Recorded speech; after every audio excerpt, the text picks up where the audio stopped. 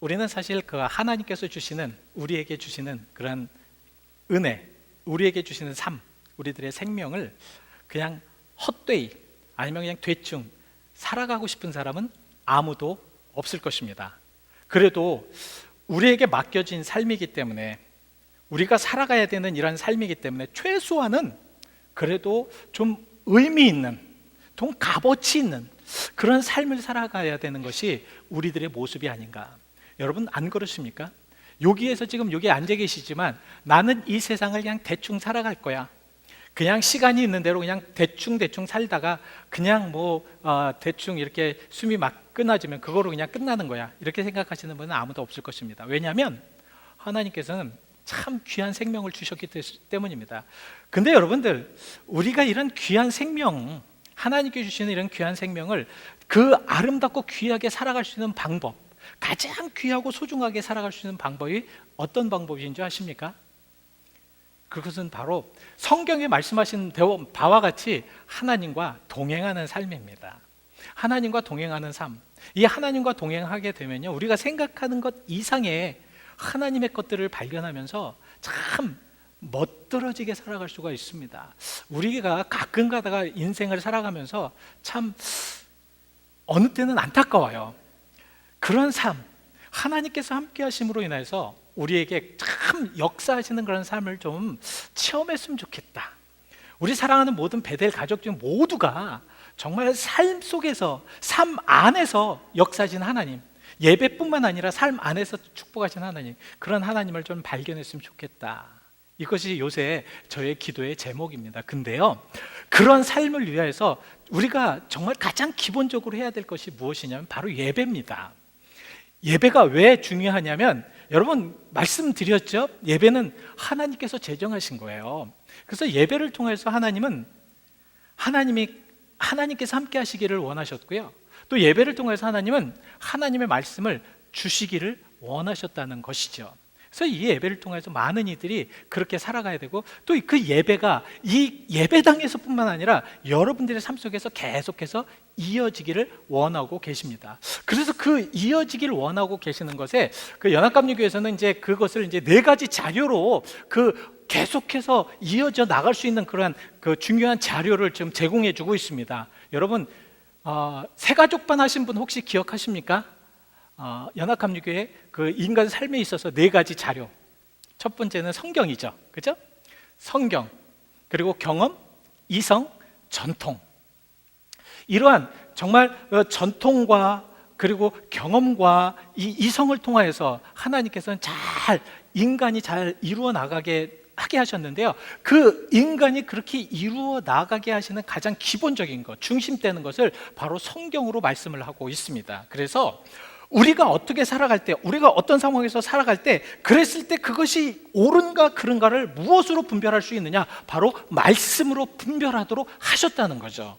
그래서 우리가 어떤 삶 속에서 내가 어떤 경험을 통해서 이 경험이 진정으로 하나님 앞에 맞는 것인지 틀리는 것인지를 알기 위해서는 말씀을 대조해 보면 됩니다. 그리고 우리들의 이성, 이런 이성들이 좀 옳은 것인가, 이것이 정말로 그런 것인가, 이런 것을 판단하기 위해서는 이 말씀을 중심으로 해서 우리가 생각하면 됩니다. 왜 말씀이 그렇게 중요한가? 왜 말씀을 그렇게 중요하게 우리가 중심을 두어서 해야 하는가? 그것은 바로 디모데후서 3장 16절 말씀에 이렇게 말씀을 하고 계시기 때문입니다. 우리 같이 함께 읽어보실까요? 시작! 모든 성경은 하나님의 감동으로 된 것으로 교훈과 책망과 바르게 함과 의로 교육하기에 유익하기 때문에 그렇습니다. 그러니까 모든 성경은 바로 하나님의 감동으로 됐다. 이 하나님으로 감동으로 됐다는 것은 무엇이냐면, 하나님께서 인간을 사용하셔서 인간을 감동시켜서 영감을 주셔서, 그래서 하나님의 것들을 하시게 만드셨다는 것이죠. 그래서 성경은 그런 하나님의 감동으로 쓰여질 수밖에 없다라는 말씀입니다. 그래서 성경을 읽는 이들, 성경을 온전하게 바라는 이들은 감동을 받을 수밖에 없어요. 왜냐하면 이 성경의 가장 근본적인 것에 이 감동으로 되어 있기 때문에 그렇다는 말씀이죠. 그래서 이 성경을 통해서 우리는 온전하게 이제 말씀 안에, 그리고 예배를 통해서 이 계속해서 말씀을 통해 여러분들에게 주시는 거거든요, 하나님께서는. 여러분들이 원하시는 말씀, 또 하나님께서 원하시는 말씀, 또 하나님께서 여러분들을 바라시는 말씀, 또 여러분들이 이 세상을 살아가면서 힘내게 할 수 있는 그런 말씀들을 이 성경을 통하여서 계속해서 전달해 주시는 것입니다. 이러한 것들은 바로 이 구약시대부터 계속해서 이루어졌습니다. 구약시대 그 선지자들이나 구약시대 많은 사람들을 통하여서 하나님께서는 이 말씀을 그들에게 전달해 주셨고요. 그 말씀이 누구를 통하여서 이루어졌냐면 바로 예수 그리스도 통하여서 완전히 이루어졌고요. 그 예수 그리스도의 이름을 통하여서 믿는 자들에게 굳건한 신앙을 주시겠다고 말씀을 한 거죠. 그래서 히브리서 1장 1절에 말씀하시는 것이 그것입니다. 선지자들로부터 이루어졌던 그 말씀이 그 예수 그리스도를 통해서 이제 완성이 되어서 그 완성된 말씀을 통해서 우리가 그것을 믿기만 하면 구원을 얻을 수 있는 그런 길을 열어놓으셨다는 것입니다. 그래서 오늘 우리 말씀을 통해서 한번 좀 생각해 봐야 될 이 말씀에 대하여서 우리가 한번 생각해 볼 수 있도록 하겠습니다. 자, 첫 번째 말씀은 그래서 무엇이 있냐면 생명이 있습니다. 무엇이 있다고요? 생명이 있습니다. 오늘 본문 12절 말씀을 한번 보시겠습니다. 자, 하나님의 말씀은 뭐에 있다? 살아있다. 살아있다. 생명이 있다는 거죠. 여러분, 생명이 있다는 것이 무엇입니까? 생명이 있다. 생명이 있다는 것은 무엇인가? 두 가지입니다. 움직일 수 있고, 제가 생명이 있기 때문에 제가 움직이는 거예요. 그죠? 만약에 생명이 없으면 저는 움직일 수가 없겠죠. 저는 생명이 있으면 아무것도 할 수 없겠죠. 저는 지금 목숨이 있고 생명이 있기 때문에 여러분들을 볼 수 있고 이렇게 말씀을 전해드릴 수 있고 그런 것입니다. 말씀에는 이런 생명력이 있다, 이거 있다 말씀을 드리고요.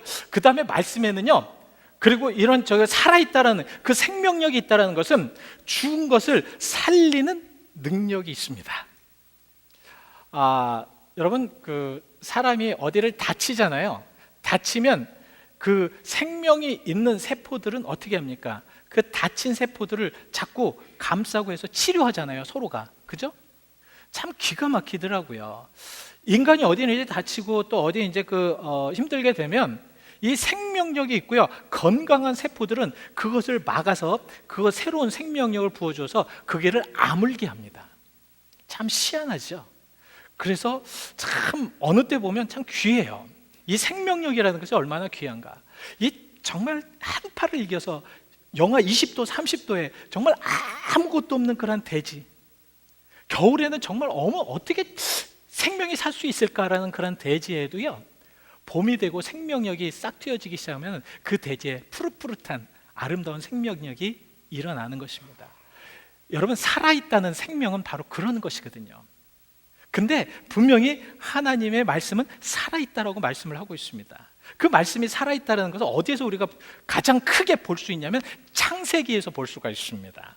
여러분, 창세기 1장 2절 말씀에 보시면 창조 전에 어떠한 상황이 되었었는가? 자, 땅이 혼돈하였다, 공허하였다. 이 땅이 혼돈하고 공허하였다는 것은 무엇이냐면 아무것도 없었다는 거예요. 생명력이라고는 찾아볼 수가 없었다는 것입니다.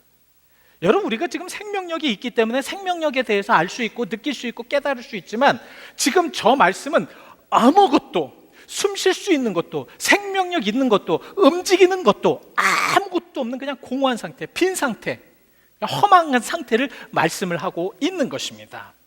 그리고 흑암에 깊이 덮였다라는 말씀은, 여러분, 우리가 빛이 있기 때문에 지금 흑암에 대해서도 우리가 알 수 있고, 야, 흑암이라는 것이 깜깜하다라는 것이 이런 거구나. 근데 저 흑암은 무엇이냐면, 지금은 이 흑암이라는 건 빛과 반대의 역할을 하잖아요. 그렇지만 저 말씀은 흑암은 빛이 없었던 그런 상태, 그러니까 무시무시한 상태죠. 그 흑암 안에 들어가면, 지금 우리도 깜깜한 데 들어가면 두렵잖아요, 힘들잖아요. 그렇지만 우리들의 마음에는 무엇이 있냐면 빛을 알기 때문에, 빛이라는 것을 보았기 때문에 그 흑암에 있어도 약간의 희망이나 아니면 두려움이 있어도 내가 빛을 찾아서 나가겠다는 그런 무엇인가가 있습니다. 그러나 저 흑암이라는 것은 무엇이냐면 빛이 없는 흑암의 상태, 아무것도 볼 수 없는 흑암의 상태. 정말 사람이 만약에 그곳에 들어가면 두려워가지고 도저히 그곳에 1초라도 있을 수 없는 그런 상태를 말씀하고 있는 것입니다. 저런 상태에서 하나님께서는 그 3절부터 뭐라고 하십니까? 하나님께서 가라사대, 하나님께서 말씀하시되 빛이 있으라. 여러분, 그 창세기 우리 그 인류의 기원을 꼭 두 가지로 보죠. 그죠? 두 가지 이상은 없습니다. 첫 번째는 진화론이죠. 그래서 뭐 이제 어떻게 그 처음에 뭐 빛이 연못으로 들어가서 하여튼 뭐 그것이 어떻게 돼가지고 생명체가 돼서 그 생명체가 조금씩 돼서 뭐 아메바가 뭐 계속 진화가 돼서 하여튼 결국은 인간이 되었다. 그러나 두 번째는 창조론입니다. 하나님께서 모든 인류를 창조하셨다. 근데 그 창조론은 우리 성경에서 창세기 1장에서 정확하게 말씀을 하고 계십니다. 그 창조의 모든 것은 하나님께서 무엇으로 만드셨습니까? 많은 사람들은 그래요. 하나님께서 창조를 했을 때 그냥 있었던 것들 아니면 존재했던 것들, 이러한 것들에게 생명을 불어넣으셔서 그 생명이 이렇게 활기를 얻어서 그렇게 창조가 되었다. 그것이 아닙니다. 아무것도, 아까 저 말씀드렸던 창세기 1장 2절 말씀처럼 아무것도 없었던 그런 상태에서 하나님께서는 빛을 넣어주셨고 생명을 해주셨고 생명을 통하여서 하나님의 말씀이 이루어지도록 만들었다라는 말씀입니다. 여러분, 그거 이해가 되십니까? 하나님께서 아무것도 없었던 저 흑암과 같은, 암흑과 같은, 공허와 같은 그런 곳에서 그렇게 하나님께서는 창조하셨다라는 말씀이죠.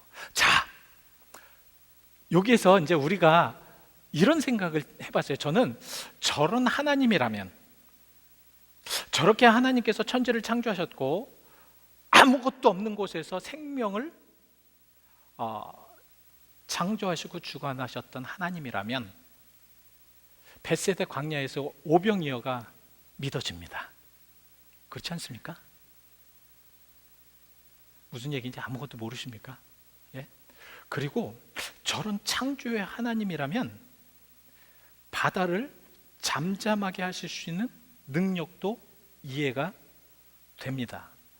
저런 하나님이라면요, 회장당 야이로 딸이 아무리 죽어 있어도 그거를 살릴 수 있는 생명의 근원의 능력이 있는 줄 믿고 이해가 됩니다. 여러분, 죽은 지 사흘 만에 죽은 지 나흘이 됐어요. 예수님의 가장 친했던 그런 친구이자 동료였던 나사로라는 사람이 죽은 지 나흘이 됐습니다. 여러분, 죽은 지 나흘이 되면 어떻게 되냐면 인간의 화학적인 반응으로 인해서 인간의 모든 것이 다 기능이 없어집니다. 썩어집니다. 생명이 없으면은 썩어요. 이 썩는다는 것은 무엇입니까? 부패된다는 거죠.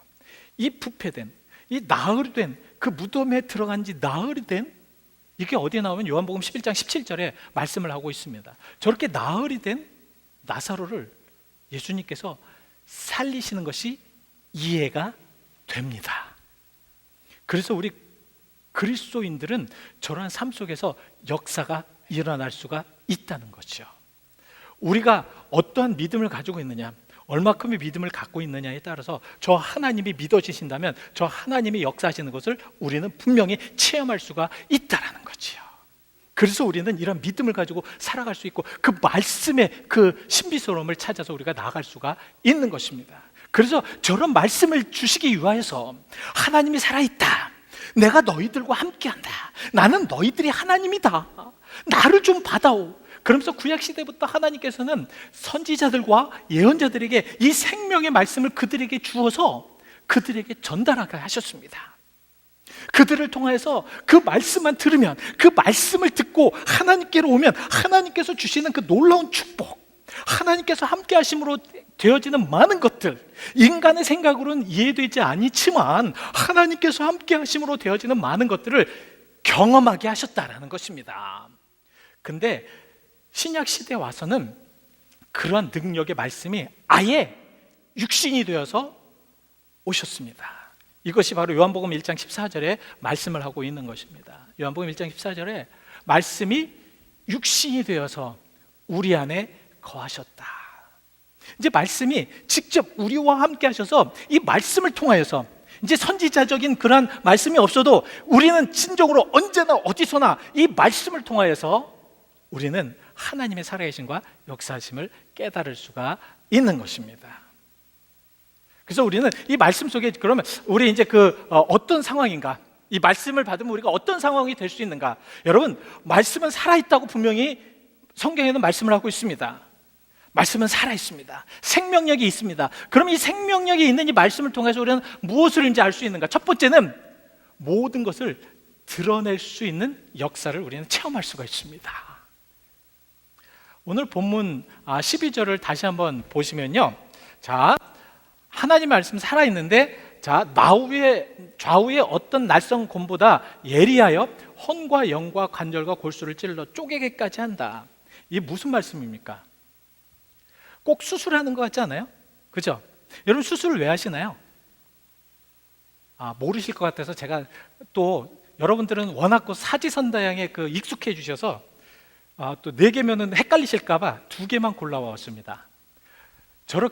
저런 말씀하신 건 첫 번째, 하나님이 심심하셔서. 두 번째, 하나님의 의도가 있어서. 분명히 의도가 있다는 거예요. 수술을 하는 것은 바로 그 사람의 가장 아픈 곳, 있으면 안 되는 것, 정말 그 사람에게 있으면 위험한 것, 그것을 없애기 위하여서 수술을 하는 거거든요.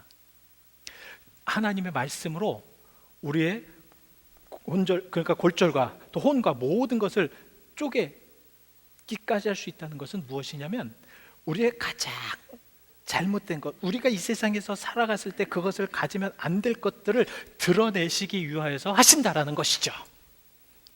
그래서 여러분, 하나님의 말씀을 묵상을 하다 보면 내가 잘못된 것, 내가 왜 이런 마음으로 살았는가, 내가 왜 이런 방법으로 살았는가, 내가 왜 하나님의 뜻을 모르고 이렇게 살아왔는가, 내가 세상 속에서 왜 이런 모습으로 살아왔는가, 그런 것이 이 성경을 통해서 밝혀진다는 겁니다. 내 자신이 밝혀진다는 거예요. 내 뜻이 밝혀진다는 것입니다. 말씀을 통해서 읽어보면은 내 잘못과 나의 실수와 나의 모든 것들이 훤히 밝혀집니다. 왜 그런 줄 아십니까? 그 말씀에는 빛이 있고 등이 되기 때문에 그렇습니다. 시편 119편 105편에 이런 말씀을 하고 계십니다. 여러분들이 너무 잘 아시는 말씀이기 때문에 한번 우리 리마인드하는 마음으로 한번 읽어보시죠. 시작. 주의 말씀은 내 발의 등이요 내 길의 빛입니다. 자, 등과 빛은 무엇입니까? 등과 빛. 등과 빛은 뭐예요?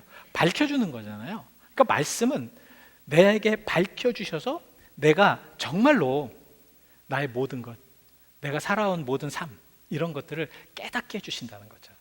여러분, 말씀을 통해서 그렇게 한번 체험해 보십니까?